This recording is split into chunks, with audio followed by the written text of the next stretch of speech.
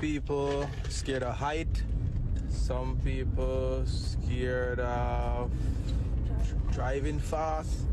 I want to present this one in a more standard fashion, not standard patois, but more standard English. Yes, because this one has to do with international relations and diplomacy, which is an era which we want to engage more our youth and especially the students and so on. So today now we look at the visit from Marco Rubio to Jamaica. Marco Rubio, U.S. Secretary of State, that are the highest foreign diplomat who represent the face of the states. Right? Remember, you used to have Condoleezza Rice, African American. Hillary Clinton used to play the role under Obama, and so forth. So that's the Secretary of State visit to Jamaica, Marco Rubio. So first of all, it start off with some nice diplomacy, normal courtesy greetings from one side to the next, and it was clear that both the Prime Minister and Secretary Rubio familiar with each other, working on different issues through the foreign ministry, etc. So yeah, quite casual it start off. And with a few statistics, it was mentioned by both sides, about 800,000 Jamaicans live in Florida. That's Florida alone. So we just want to highlight that. That's a huge diaspora, whole Jamaica, what they call it, expatriate in Florida. And that not mention New York yet. That not mention Connecticut. That not mention places like Jersey, Philly, Washington. That not mention California. That not mention Jamaicans or England. All over the world. But anyway, we not forget all over the world. We just keep it within the scope right there. So that just show us the majority of Jamaicans outside of the world, and most of their energy and work and money invested elsewhere.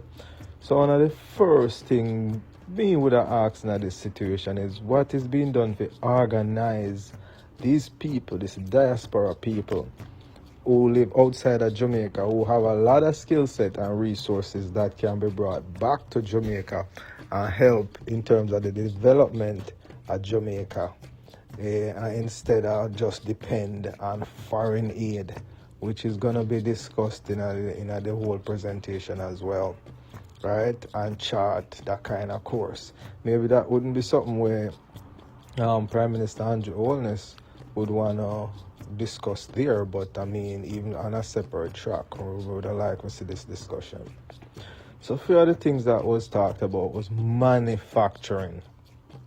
It was mentioned by Secretary Rubio that manufacturing is an era where Jamaica can help to develop. And why this in Secretary Rubio's interest is that it can create a manufacturing base where US would have less dependent on Chinese products, meaning maybe some things could have made at Jamaica and then shipped to America, right? But then it was mentioned that it would require some infrastructure. You'd have to kind of make the manufacturing plants and also address the energy situation. Well, these days, you see, used to have some big plants, like when you drive on Spanish Town Road and you look and you see over Cremo, and you drive and you see all of these. You drive on Airport Road, there's a cement factory. These days, you can have miniature production settings where you can just take up one room and it produce things, but you have like different people all over the place and everybody have produced their share and then it come together. You have to think differently. And in terms of energy, you have solar, you have so many different ways to derive energy. Come out of the box now with the energy situation and all of that.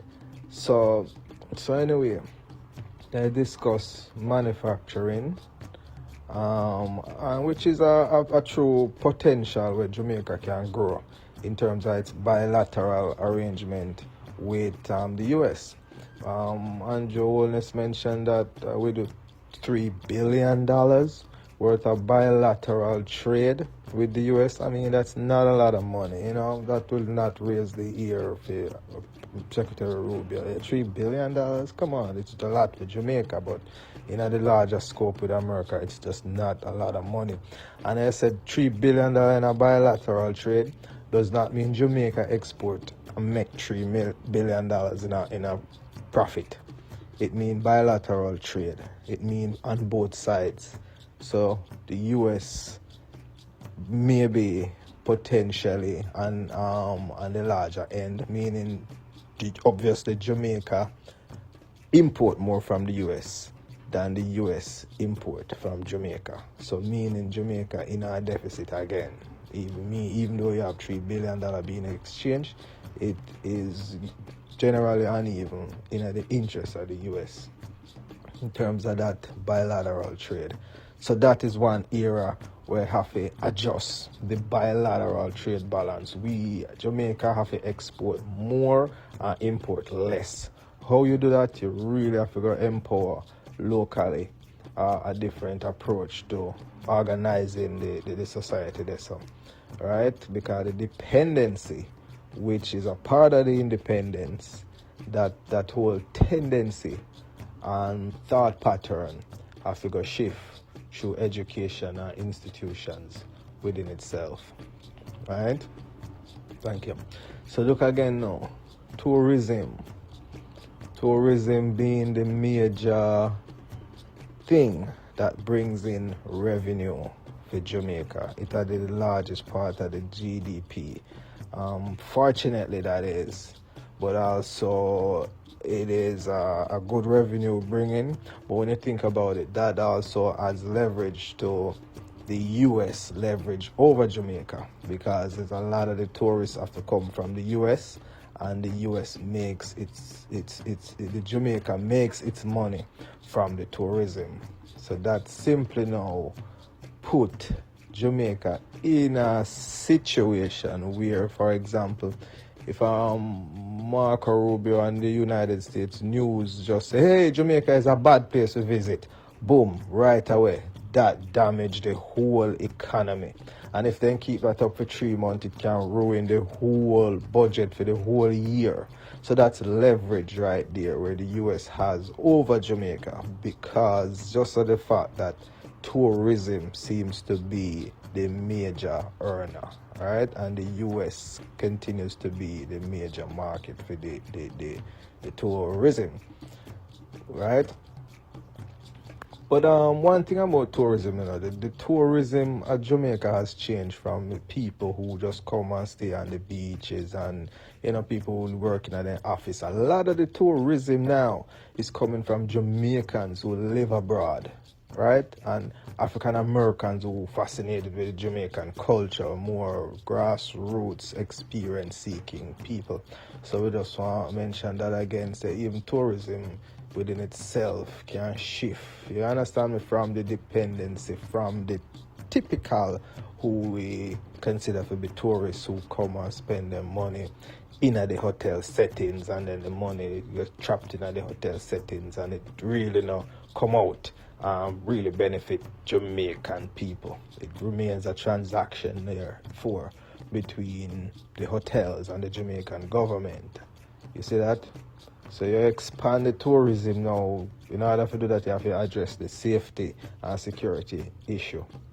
Alright? And that was also mentioned. The safety and security issue, it has to do with the economy, it has to do with the society, but it also has to do with the education.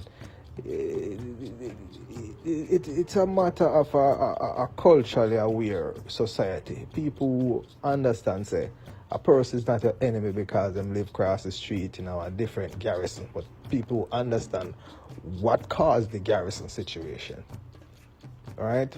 And what caused the imbalance between the have-nots and those who have. You see, all of that. So security was brought up, right? And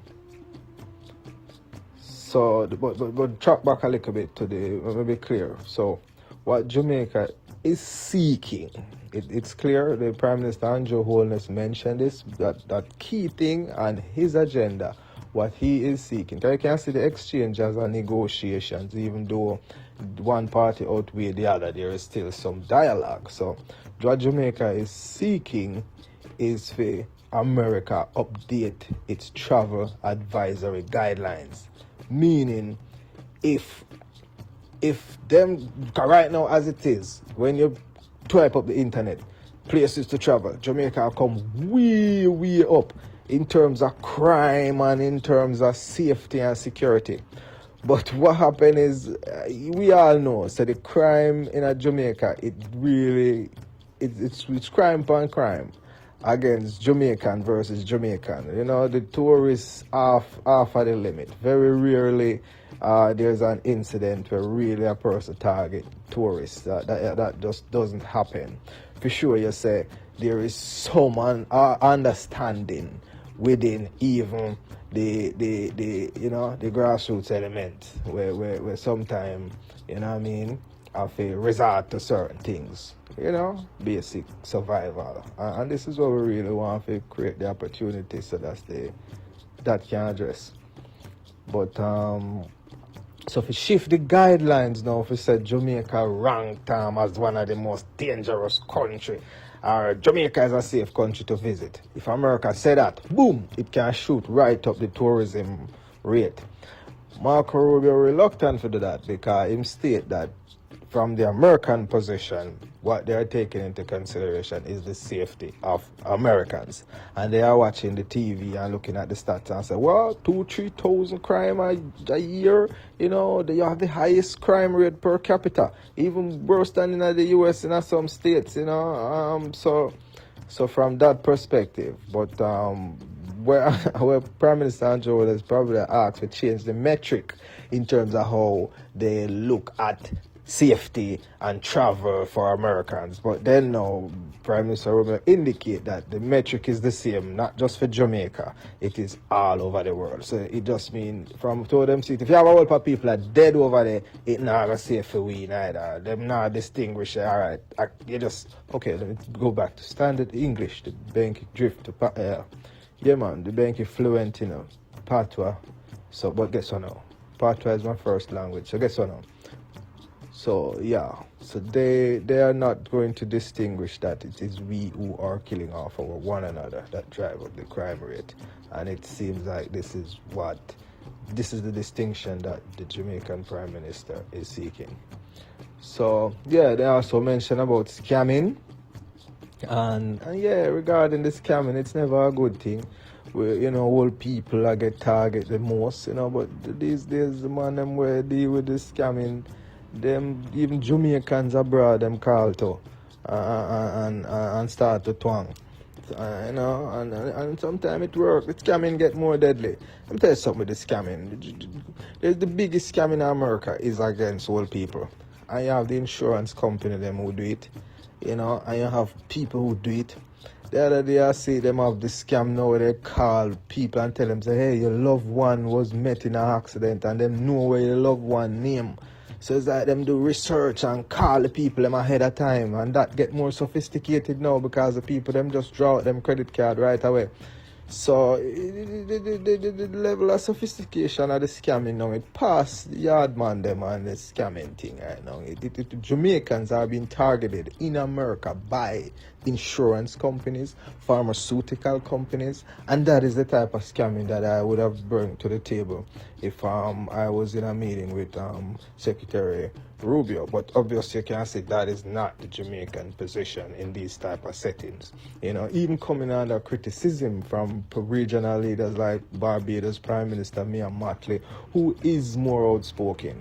So the fact that Prime Minister Rubio mentioned that Jamaica is quite in line and one of our best friends and very cooperative, you see, and what really happened, we can see America effort to make itself great again, and find out how much people them can fall in line, you see.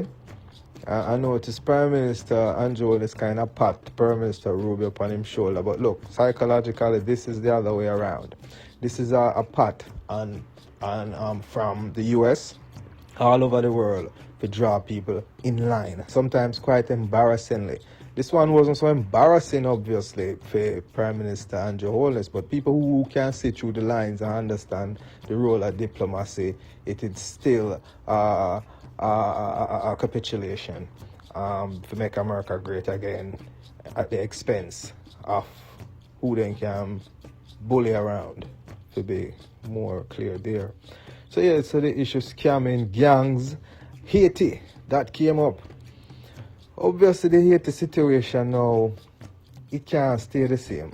Can't stay the same. And it's an interest for Jamaica to not have that in a middle of Spanish town, which I heard some threats regarding that in the Tickman crisis. That's all. The man must say, boy, we're going to turn this in Haiti. So, but that's not a good thing, you see? And that's the kind of situation that Secretary Rubio also mentioned, that it's a situation, Andrew Holness mentioned this, that it get to a point where the gangs and get more powerful, organized. See? Power, organized. It's not a matter who have more gun in it, because probably more gun than Jamaica and Haiti, but the political awareness and the situation there creates a situation where the gangs them organized and realize they're at it. It don't make sense to fight with one another, because here we have a deep-rooted issue.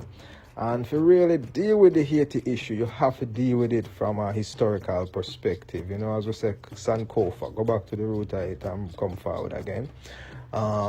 It means you have to look on it from Haitian independence in the 1800s when Haiti beat Napoleon. Napoleon at the mind was the Hitler of the time. I go around the whole world and I take over everywhere. Haiti, little Haiti, under Dessalines and the generals at that time. You understand? Yeah.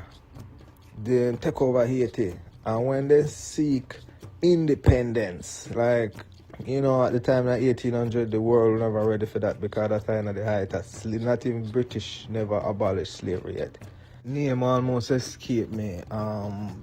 When we mentioned Dessalines, John Jacques Dessalines, we also have to mention Toussaint Overture. And this are the, what happened with Toussaint, right? After they win the war, just like in any situation where the Spanish might go to war with the British, after a while there's negotiations, right? And they would have probably meet somewhere and hammer out terms as to how the negotiations gonna go. Toussaint went to have a formal meeting, like with supposed to meet with like the general them for Napoleon, and instead of meet with him and negotiate with him man to man, country to country, nation to nation, then just lock him up as a prisoner. That's how they deal with it. Why? Because Haiti was a black country becoming independent in the middle of the slave trade, and this is where the powers united again, even where they was at war with each other. Spain, France, all of them, the Dutch, they come together and say, no, we now make that happen, and they were united on that front at least. So anyway, America now also have an interest in securing Haiti, because they always have an interest in Haiti. And Jamaica have to be careful how they support that interest in Haiti, because within itself, the Haitian people find this to be the instrument that holds Haiti down and the Haitian people in this political quagmire.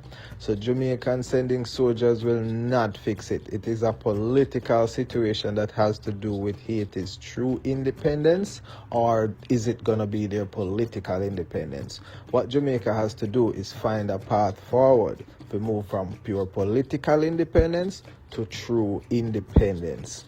Not to suggest that there has to be chaos or complete breakdown in a society. That is exactly what you want to avoid. But the issue that leads to it, you have to address it ahead of time.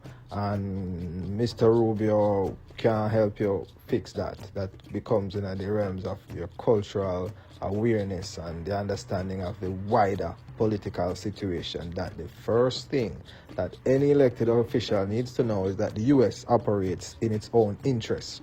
And Mr. Rubio is clear when he mentions that, and particularly in reference to foreign aid.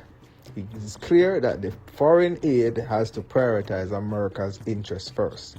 Right now, America's interest is to make America great. The question is that going to be at the expense of everybody else? Some might argue yes. All right?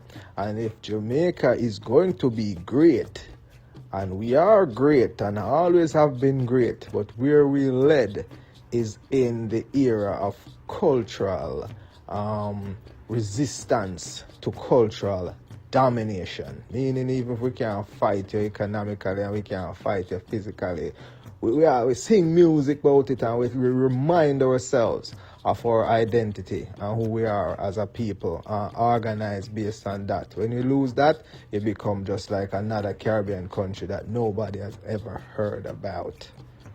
All right, not to digress. All right, come back on track again.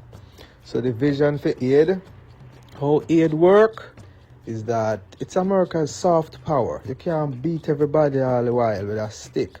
So it's just a way to say, hey, we gave you this, so now we please do this for us.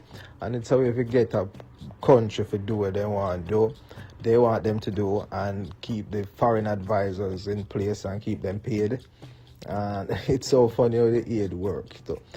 But anyway, foreign aid cannot be something that is sustainable. The American secretary mentioned it's not sustainable as it is for America, and it is not a sustainable development pattern forward for any country, any independent nation, because it's really a man gear thing, and he asks if you do things and you can't say no. That's what it comes down to. So yeah, direct partnership. Yeah, so regarding the aid now, President Rubio said they are seeking more direct partnership, meaning they want to cut out some middleman. They mentioned like NGOs, which some of whom are, they have different function. The problem with the NGOs, it's top heavy, and it have a lot of local NGOs on the ground, which are really empowered to deal with the situation as they see it. Because even within the whole, this meeting in Jamaica, you can see the question. Seems like some people just fly down from America, use the opportunity that Secretary Rubio was going to be there to ask questions to Secretary Rubio that pertains to more the American people. I think the questioning was not local enough. It seems like the moderator shared the time between some local representatives, like from the Jamaican News and TVJ, but then they split it half with clearly foreign accents and foreign interests in the questioning afterwards. So anyway, again now, they talk about increasing skills and trade. That have to do with education. You have to reform education completely, right? Nothing but get into that, because you have a whole different, you have to go elaborate this up. Yeah man, increase trade and skills. You have to increase knowledge. Anyway, so Prime Minister Andrew Holness was credited during the meeting for being very cooperative. And hey, how cooperative are you gonna be in the face of make America great again, right? Anyway, Jamaica. Yeah, so anyway, within all of this, Jamaica is seeking to become a republic. So what does that do? Does that open the doors to become more American? Or it opens the doors to become more who we are? If you look at it from a government economic point of view, it's going to shift from a mental dependency from Britain to a mental and economic dependency to the US. And within that, the true identity of the Jamaican people continue to be limited in a larger scope. So I was watching this thing way down until somebody mentioned the Cuban doctor situation. What's going on with the Cuban doctor, right? And this part of it came up now in the questioning. It didn't come up from the panel. It come from the reporter's question. And it came with another slew of questions. I then show about 4 questions in a one. And then Prime Minister Andrew Holness and Secretary Rubio just divide them up. So part of the first question now, let me bring this one up first, because this should have come up first in other things. So Cuban doctors. So Prime Minister, and this is skillful diplomacy on the part of the Prime Minister of Jamaica. And this is how you have to deal with this, because you're not going to fight this problem here with stick, you know. You have to fight this thing here with organizing your people and then using that power to leverage it. And then from this, anything will happen. But you can't, you don't have a stick to start out with in this place, because you don't have no power yet. So you have to go develop that. So, but it was skillful when they mentioned, say, look, the reason why we don't have no doctor, you know, because our doctor, them going to America. And we just mentioned 800,000 we in Miami alone, and that is your state. So our doctor leaving for benefit America. So that leave a deficit in a Jamaica, where we have to bring doctors from Cuba. Right? And we all know that Jamaica and Cuba have like a historic relationship, more aligned to the PNP opposition party, and the JLP have historically been aligned more so to the United States. That's the history of the politics of Jamaica from in the 1980s. Come up like a Cold War situation has been brewing there. Right? Anyway, no one get digress again. We was high again now. Yeah, so if all of the doctor them and the nurses and all of the aid, and you know much Jamaican do CNA work and be, you know, live with and help in the caregiving, you know much, just organize that alone, and you have the power where you start to need to leverage and develop from. Yeah, so within that now, when Prime Minister Andrew Holness mentioned that, it's like Marco Rubio, him come back now and say, well, we're not blaming Jamaica. Not blaming Jamaica, or we're not certain what's going on yet, but we stopped the certain aid, and during we stopping the aid, we're investigating. But one of the things that we want to make sure is that there's no human trafficking. How human trafficking get into this now? Well, this is the world of politics. So let me show you how human politics get into it now. And Secretary Rubio kind of mentioned, so, well, the doctors are coming from Cuba, but it's the Cuban government who are sending the doctors. And then it might be that Jamaica government is paying the Cuban government to send the doctors. And then now the Cuban government are exploiting the doctors and not paying them correctly, and taking a portion of the money to prop up their regime. Meaning that Cuba must not have any access to no way of it prop up to secure their own economy, such as this. Why? Because they should be under U.S. sanction. So basically, the sanctions they might impose on Cuba to squeeze them in a tight era. Why? Because they just don't want Cuban-style politics to spread so near to the United States. They just hold on upon it with a tight grip. So for Cuba come out of its sanctioning and its embargo, they want a total surrender. Oh my God, we're so sorry, we shouldn't do it. Right? Similarly, from par with like Jamaica. Oh yes, what you say? Oh, okay. Right? But it's kind of difficult to do that and really hold your head up and say, I am independent. You just can't do both. So it's becoming a difficult dance for the leaders of smaller countries to stand up now in the face of such adversity, where you can even see the worst case scenario, President Zelensky. Right? Certain things used to, you know, you can't even do that with the African leaders again. So that just show you the change in a clear diplomacy and psychology right now on the world stage, you know. You have to have a backbone to it. It cannot just be from an economic point of view that we do politics. There has to be some cultural, moral values where are preserving the thing, some identity, you know. And even know, it's still question, are we British subjects? Are we going to be American subjects? Or are we an African diaspora people? And this is the question that I would pose to the President, Prime Minister Andrew Holness in any such setting. Because we don't like to say the identity and culture question answer before any economic solution can be really expected. I don't like make the video them too long, but anyway, we're going to just kind of step up on the gas a little bit now. So yes, so it asks about, and this is where we mentioned, says some of these questions just not Jamaica specific alone, but it kind of relevant, yeah. But when they mention, say, look here now, so we're going with the signal breach. The signal breach. This is the US top official now, members of the cabinet, who then call themselves the principal group. So them are the core committee where make decisions now on behalf of the United States, including who them bomb and when. So basically what happened here is, when you usually have like meeting and take decision like in the Iraq war back with first President Bush, you sit down in the Oval Office and you take decision in a secure soundproof room. Now them man are up on WhatsApp.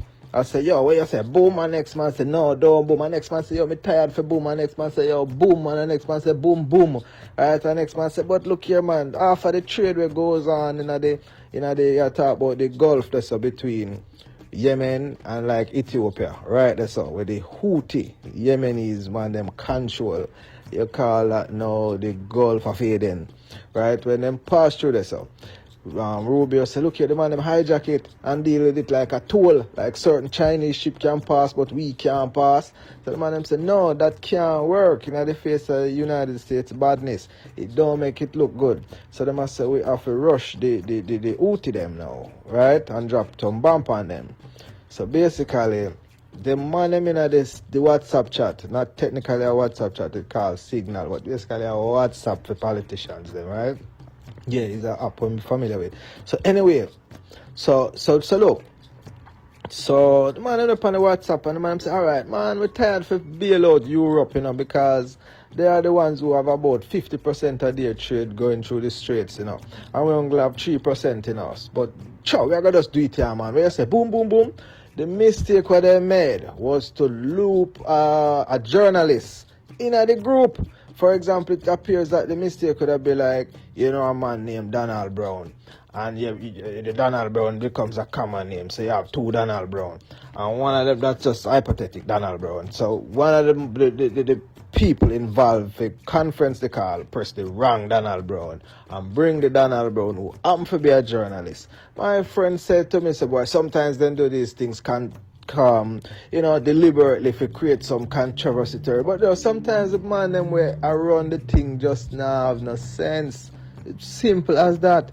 It's just a form of badness. And a set of gangster take over the government and then just make mistake. And the whole key is to just reimpose racism as a tool to maintain security. They will continue to tell us that the actions they're taking now is to keep America as the unipolar, meaning the only power in the world for the next 50, 100, 200 years. Maybe beyond that, who knows? But this is the kind of thinking that we're up against when sometimes our leaders are thinking in terms of being elected in the next election next year or within the next 4 years. So that is where the thinking, you have to have an institution and a think tank where have a long-term trajectory when you deal with a foreign minister such as the United States Secretary of State. I'm not just certain how independent our think tanks really are in going up against these kind of vision with just a 4-year election vision. And that's the danger in this thing. That's where the whole thing of it for step up. So yeah, so in terms of USAID, we already tell you it's just like it's just an easy way to get people to do what you want them to do. And now it realize that them not do it, so them take it away. But America cannot function as America without soft power.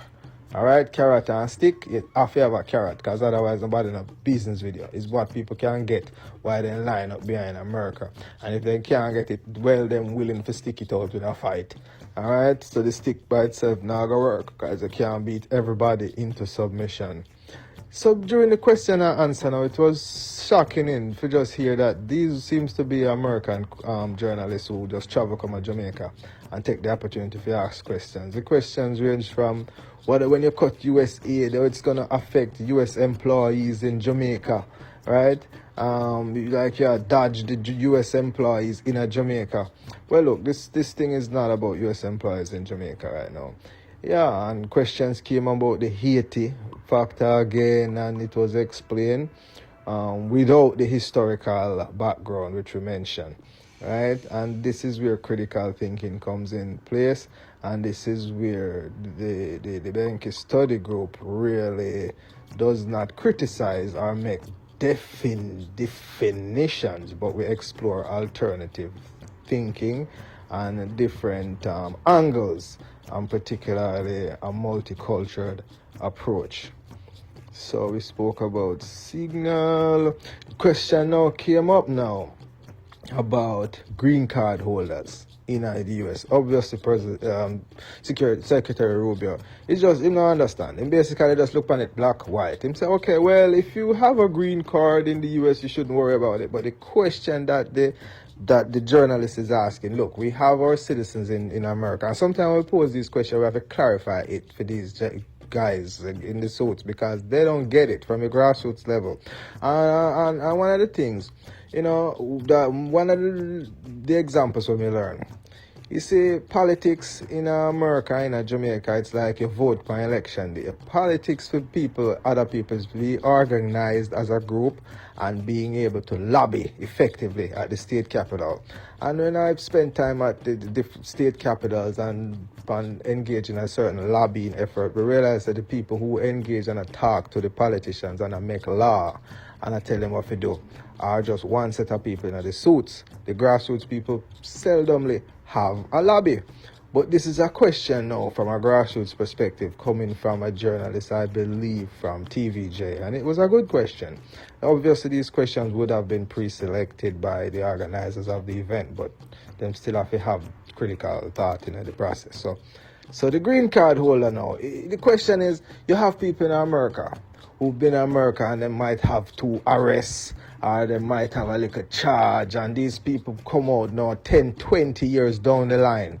You understand me? And it prevents them from applying for citizenship. So they remain in that holding pattern of having a green card but cannot seek for the citizenship. And then within that holding pattern, they can't travel and therefore do not invest in a Jamaica. And their mind just become American because you don't know if you can go back home. So you not even think about that. If you go buy a piece of land or fix up the piece of house where granny used to have or take a vacation. Right? They stop even listening. Sometimes them people are still listening to reggae music because it becomes the only way they can connect. So that was the question that the TVJ reporter phrased, but clearly Mr. Marco Rubio does not get the grassroots aspect of these things, right? And that is where work has to be done locally on the ground. They try to rule out NGOs on the ground, but sometimes you have to have organizations on the ground, whether NGO, but some credible organizations have to be up on the ground level for these office policies work. They mention again China's predatory practices in Jamaica. Come on, the U.S. cannot criticize Chinese predatory practices. I mean, the capitalism as we know it was built upon slavery. And without having these kind of background, which was established by Eric Williams, president of Trinidad, and he put Trinidad on a better trajectory, right, with that foundational philosophy.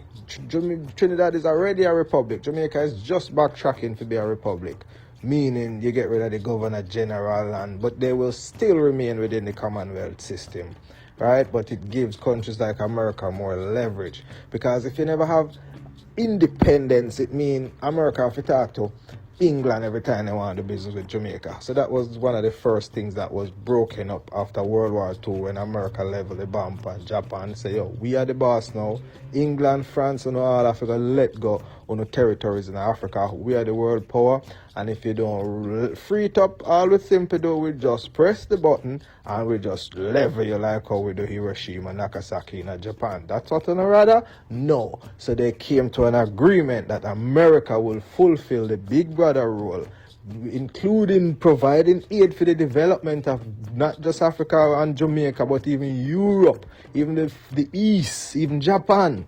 So that is what puts America in the place that it is today as the unipolar power of the world. Its only rival comes from Russia historically because of the nuclear power. But Russia economy breakdown since Gorbachev 1990 when Reagan said tear down the wall and the Berlin Wall, which signified the divide between East and West in Europe, came down. And with that came down the Iron Curtain, which was the countries that the Soviet Union had under their Commonwealth system. And also the Warsaw Pact, right? The Warsaw Pact are the eastern version of NATO. But anyway, the video is wrapping up, and if we are going to get into NATO, the Warsaw Pact and all of that stuff, it's going to have to be another settings, because I try not to make the video too long, because the YouTube advisors, when deal with the algorithm, say I must keep it within half an hour, and sometimes I extend that. So we wrap up that, and what else is there? Anything else is there, we deal with it next time. Alright, yeah man. Benki, follow the Benki. Can't take enough of a fool. Hey, some people scared of ghosts, some people scared of driving fast, some people scared of height, most people just scared of the truth.